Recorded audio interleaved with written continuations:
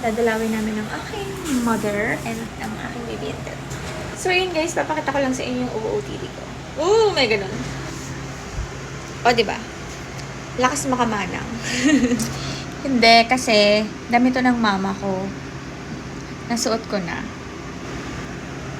O, diba? Duster-dustera na, dress-dressa na ewan. Pero ayun, feeling ko, na-miss ko si mama. Tapos itong heart, binigay ng sister ko, itong heart na pendant. Nandito yung, ipakita ko sa inyo. Hindi ko na hinubad guys, pero makikita ninyo dito, yun. Ang baby intet ko, ayun siya. At saka ang bunso kong baby, si Lunglung. Ayan, nandyan silang dalawa. Tapos itong chain ng necklace kong to, kay mama rin to. Yan, yung mga minano ko sa kanya, di ba? So, yun. Suot ko yung mga mahal ko sa buhay.